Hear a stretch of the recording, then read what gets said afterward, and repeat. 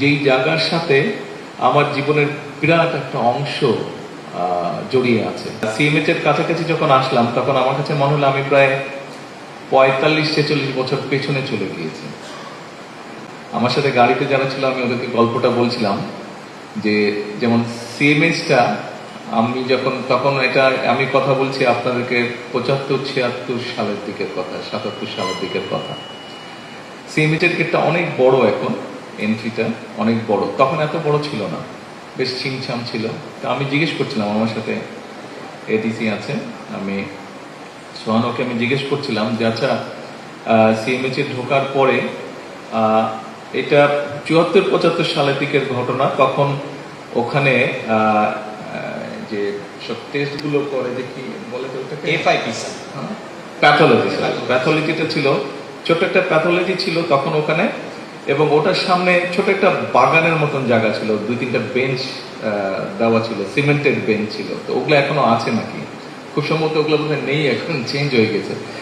তারপর আমি বললাম যে একদম সোজা গেলে হাতের বাম দিকে ছিল ফ্যামিলি ওয়ার্ড, আর ডান দিকে তখন স্টাফ সার্জন বসতো, টিনের ঘর ছিল, স্টাফ সার্জন বসতো।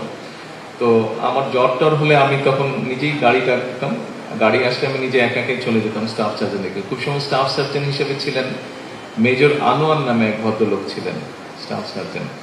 তো তারপরে প্রায় প্রতিদিন বিকালবেলায় আমরা কয়েক বন্ধু ছিলাম, আমাদের বাসাতে ছিল শহীদ মনির রোডে, ওখান থেকে সাইকেল নিয়ে বেরোতাম আমরা, 7-8টা সাইকেল চালাতে চালাতে আমরা এখানে আসতাম। সিগন্যাল যে মসজিদটা আছে দেখলাম, মসজিদটা এখন অনেক সুন্দর হয়ে গেছে, বাট মসজিদটা তখন একদম সাদা পেইন্ট করা না, তখন চুন ছিল, এমএস এর একটা ফেমাস সাদা চুন ছিল, সেটাই সব জায়গায় লাগাতো।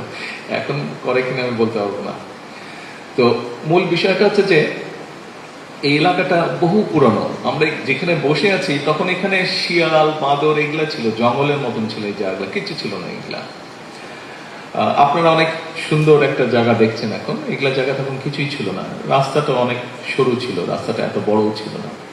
তো মূল বিষয়টা হচ্ছে আমার কাছে মনে হচ্ছে আমি এমন একটা জায়গায় এসেছি যেই জায়গার সাথে আমার জীবনের বিরাট একটা অংশ জড়িয়ে আছে।